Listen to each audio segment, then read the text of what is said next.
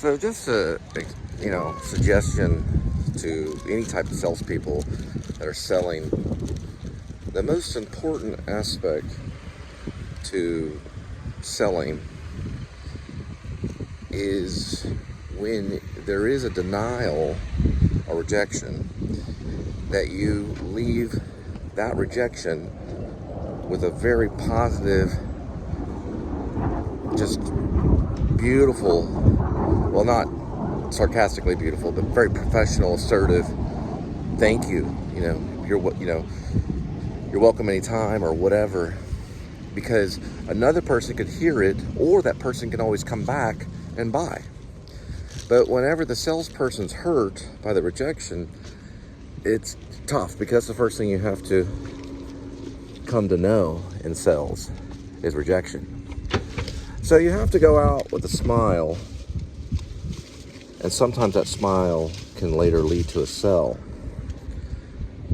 In a lot of cases, because if you're doing door-to-door sales, or you're doing any type of sales with everything from selling electricity to security equipment to yourself in an audition for film, you always want to leave with a smile, as if you got it, or that you're ready to get the next one. Because most, in acting at least, and a lot of salespeople know this, I did get a free water. So it's for a Walmart subscription for delivery and stuff like that. But and it's like a Walmart club. It's like Sam's Club a little bit, but for delivery. I noticed the guy was a little bummed out that it wasn't going to turn into me. Now they got it. Salespeople now have it pretty easy, because all I had to do was scan my phone, which I did, and they should get credit for that. Because some salespeople will get credit just trying to sell, and sometimes they'll keep them on the team. I'll tell you one thing that's hard to sell is solar energy, because it requires appointments, follow-ups. It's a closing sell, meaning it's a sell that they have to close. Then they come out and they start installing all these panels. And it's mostly to the middle class. A lot of the rich people don't get it. A lot of the poor people, very poor people, don't get it. The middle class will get it. And it's a tough sell. I worked for one solar company, which was ADT. ADT is one of the oldest companies around. It's a telegraph company. That's what it stands for. The ADT is telegraph. But they deal with a lot of security as well as solar. So ADT will actually install your monitoring alarm system, as well as cameras, well, I don't know if they do thermal. They might in the future, but night vision cameras. They do trip alarms. They do smoke detectors. They do, you name it. And they also, of course, work with almost all the third-party companies too. I didn't work for ADT corporate though. I worked for a third party that was approved by ADT for a while, for a little bit. We used things like Sales Rabbit and things like that to get around. ADT corporate is a little more. It's a bigger thing, but they do solar. The third party did. I don't know about ADT. I don't know for sure if ADT does solar, but some of the approved companies that approve ADT, they're like approved by ADT, will do solar. ADT might do solar. I know Google is doing security. I don't know if they're going to be involved in solar. They might, but Google does security as well. So home security and things like that, Google Home. So I put that in my screenplay for Grace, aka Werevlog. It's a werewolf screenplay. I did some research and found out that they do have the type of thing that I was. It wasn't real technical that I was looking for, but you have to read the screenplay to understand it. But that's just something I wanted to say for about 4 or 5 minutes, is that selling, it has to do with rejection and being okay with that rejection. Thank you, sir. You have a good day. Or would you like some water? Or what else can I help you with? You have to live in like a parallel universe in a way, or a dual universe. The universe that it's gonna work out. There's the sunny shine. There's the sunshine. So you're going to get that sell. It's just how well you keep your attitude, a positive attitude, so that the next person comes up, it's as if you got that sell already. Thank you, sir. Even though they said no, because a lot of those products will sell, because people are doing delivery and things like that. So that's just, it's something you have to learn. And over the phone, which I did a lot of selling over the phone. This is a phone too. I did a lot of selling over the phone, and that type of selling is even, it can be harder. You have to usually use a script, because you have to stick to the script. You have to be confident. You don't have to completely stick to the script, but you have to show human behavior, but as well as the positivity. And you can tell if someone's smiling on the phone when they're talking. You can smile. Well, I do appreciate that. And the one thing I look forward to when I sold on the phone for about 4 years, I sold warranties. I always look to talk to people, to have a little conversation about anything, really. I remember one time I even had a conversation about Brando, and that lady was like, oh, I love Brando's work.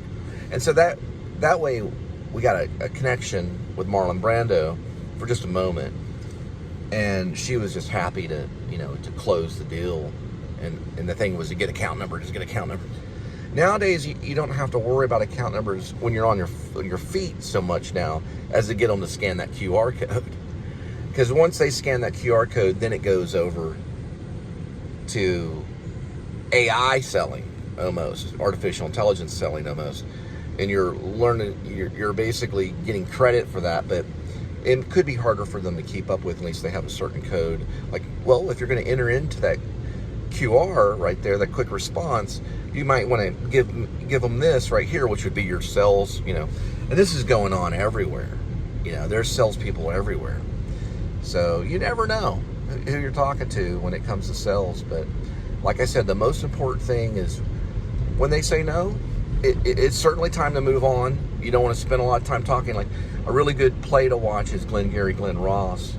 There's many lines in there that salespeople will keep in their head if they watch Glenn Ross, which is a David Mamet play. Jack Lemmon did the movie along with Al Pacino and Ed Harris. I believe Ed Harris is in it, and a lot of great Kevin Spacey's in it. But the one thing I remember is they just like talking to salespeople. It's a great play. It'll always be a great play. It's a great movie. I love that movie. But that line, they just like talking to salespeople. And then, of course, go to lunch. Go to lunch. Go to lunch. Go to lunch. And ABC, always be closing. She's got metals.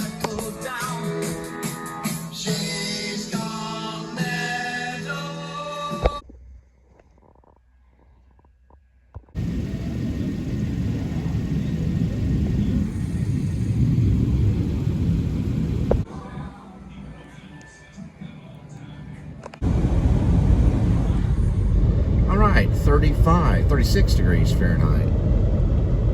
8,826 miles on the odometer. It is a Tuesday, January 21st, 2025. And I reposted an earlier chapter of Rib, Dog Night Out - Shepherds of Alaska. I believe it was chapter 51. I added some texture to it where he has his iPod with him before the avalanche. And it's like replaying an early version of Space Oddity by David Bowie. By the time the rescuers get there, it's still playing over and over again. He can't take the earphones out of his ear because he's covered in snow and at the bottom of the rabbit hole dug by Buster the dog. Okay, so that was revamped. And then I reposted the recent chapter 52 where the dwarf, and that's a whole subplot or, parallel plot. Kind of Christopher Nolan likes to deal with these parallel plots and things. It's kind of epic, kind of Aeschylus, little Christopher Nolan, where the dwarf is in an office talking to Jackson Cohen, who is a lawyer I guess kind of like a James McClure kind of thing. There's the bird, the butterfly. Yeah, like a not James McClure. What am I thinking? James McClure's a playwright. Wrote Lone Star. He may have been in the past, but James McGill. Yeah, James McGill. James McClure is a playwright he wrote Lone Star and Laundry and Bourbon from Oklahoma. This is like a James McGill, like a Saul Goodman kind of moment where he runs into this chain-smoking lawyer who switches from filterless to filter in the middle of the conversation, so at least he's backing off from it. Probably sometime in it he'll get on Nick a gum. So he basically tells the story that we'll see later. It'll revisit. It could be the last scene for this section or part. Really, I could call it a book, because The Stand is made up of several books. I think it's is it 5 books? Yeah, I thought it was 3. I thought it was 2 parts. It might be 2 parts, but The Stand is, I think, 5 books, if I'm not mistaken. I was looking at the uncut version, so I could be wrong. I was trying to find the table of contents of one of the original books. I was able to download my playbooks from Google Playbooks, but not the Google Play Music. I was able to download the books on this device. And I was like, wow, I got my old books back. So I had, different seasons, Stephen King's different seasons, and also got Stephen King's Full Dark, No Stars. I was like, oh, cool. And it turns a page different. I like playbooks. It's all that fun. All right, so it's posted only in chapters on my Facebook, which is really interesting about Facebook, because it's actually quite helpful. It's kind of a medium. It's a middle ground, because what I can do is I can take the story either from notes, or I can take the story from the laptop, and I can switch it. So I can take the story from the laptop, and I can copy and paste it right onto Facebook. And then once it hits Facebook, I can categorize it. Then all I got to do on Facebook is touch it once. It turns blue, boom, copy, bam, goes back to the phone. So it's like a middle ground. Maybe that's why the word book is in it. Facebook. Possibly. All right.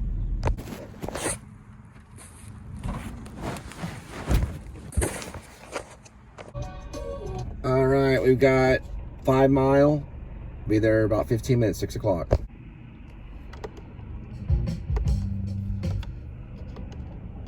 All right, did 31.3 yesterday.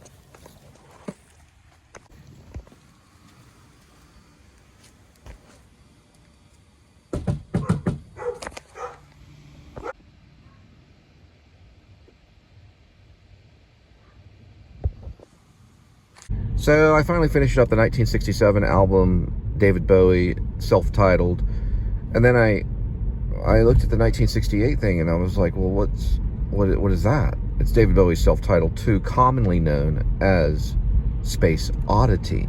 I always like to say Space Odyssey, but it's actually Space Oddity, and it starts with the ground control. So what I decided to do was Shep, who's kind of going, hiking, snow booting in Alaska, outside of Fairbanks around some mountains. I'm hoping that there's mountains there, but in this world, there's mountains. Because later, way down Rib, we're going to get into parallel universes and time travel. You don't know about that yet, but regardless. Right now, it's just a kind of almost a cop drama. Okay, well, not really. It's more of a revolution, the independent branch drama. Okay, basically, he gets covered in an avalanche, but what I failed to mention was he had all this gear with him. He also had an iPod, too. He had a freaking Garmin they could text with. So he had an arm. You know, what they should do is they should take those Garmin and put, like, where you can text with a Garmin, they might as well put a little iPod on there. You know, a little MP3 player or something. But anyway, so that way people keep it on and stuff. His iPod is with him. I was thinking about using an iTouch, but I just said iPod. And he's got it on repeat on Space Oddity, an earlier version, actually. So Shep is kind of a music fan. Shep Dwight East. He's an officer on a missionary leave in Alaska from Fort Worth. And so he's basically covered in an avalanche. The dog, Buster, his service dog, he's not really supposed to be there. He's supposed to be facing trial because of what went on with Daniel Kopex, who was actually a secret cop that was an NYPD pretending to be an actual Fort Worth cop and hacked his way into the legal system, basically. Not even like James McGill. And we're talking like, which, you know, a lawyer's not a cop, but we're talking about major hacker. You know, this has to do a lot with hacking. So regardless, he is stuck in Alaska because he's hiding because his older brother, which I need to add more of that character, named Matt Deal, who I want John Cusack to play, he basically tells him and gets him there and knows a person called the Lone Star Hacker. And also they know like a hack shop that can hack the interceptor and get him all disguised as basically almost kind of civilian. They give him a fake name called Archie Rector, which they're going to find out who he is eventually, which is Archie Rector. Someone hurt themselves. Usually it's an ankle injury. I got a long story about ankle injuries. So he's down there below the avalanche. The dog, Buster, digs basically a rabbit hole size to get to him because he loves his master and allows him to breathe. And the dog actually goes back up because he sends the dog back up. The dog climbs back up the hole that he dug. And that's eventually because of the Garmin, it's a service dog Garmin. Well, it's a service dog, but he has a service dog Garmin on. And that goes off. And they find the dog, and then they find, of course, you know, Shep down there screaming. And the whole time, he cannot move his arms or legs, and the earplugs, you know, the earbuds from the iPod are stuck in his ears, playing, you guessed it, Space Oddity. Ground control to Major Tom. Ground control to Major Tom. Take your protein pills and put your helmet on. And it goes on and on and on and on, right? And he's stuck down there. Like, what is he going to do? So they figure out, okay, and they have just come across a moonshine bust right outside a reservation called the Blackbird property, which is a Native American. And lo and behold, in the shed was tons and tons of clear hose, almost like a coil hose, just a long hose that Jonah, Samuel Camden III, confiscated just in case if it was evidence that they needed. And it happened to be about 100 feet. That hose is hooked up to a compressor, an air compressor. It's actually duct tape. I need to add that duct tape scene so that it can't pull apart.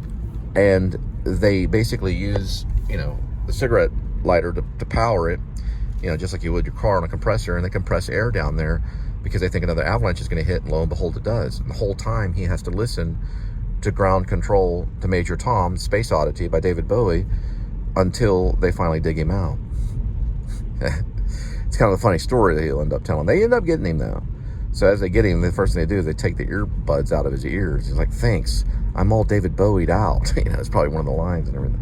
They take him to base camp and warm him up, and eventually he meets Lady Shelby in a diner, and that's connected to the dwarf. I already posted that chapter, by the way. Go by Facebook and read all this. Ground Control to Major Tom. Well, if I messed it up, it was 1968 self-titled album that's also known as Space Oddity, not 1967. The 1967 album is a David Bowie self-titled. I already listened to that one. That's the one that's got Sell Me a Coat and all those songs. It's also got like just, you know, Happy Land songs, Happy Elves songs, very almost Renaissance kind of thing. like a almost like a children's song thing. You got to listen to it. It's 1967. 1968 is actually a Space Oddity. By the way, not to change the subject, but I was watching some Rick Beato. He does a really good REM one where he talks about what's the best REM song. He actually gets emotional and sheds a tear over the song. It's on automatic for the people right after Drive.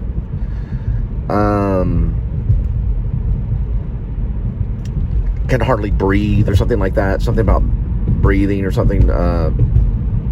Anyway, it is a good song, and I always have been a fan of the Green album on REM. All right, headed on, and then a beautiful skyline right there. Especially the music video, which I think is a very good music video. One of the best, I think, even compared. That's another thing about REM. If I could use REM, I might look at REM. I've been using a lot of major soundtrack bands like Pearl Jam, Sun Kill Moon, especially, a lot of Jeff Tweedy, some Wilco, even some Black Sabbath and Metallica for just kind of music that's playing somewhere, within it. A lot of rock music's played in my life all the time, so I figured why not just have it in the movie. It could be on a radio, it could be non-diegetic, almost like theme music, you could say, or background music, as you call it, whatever you want to call it, that music that rises up above all things. But anyway, yeah, Green is a good album. It's an REM album. I thought about maybe looking at some REM. But right now I'm studying the 1968 David Bowie Space Oddity album. And that's a fair coming up.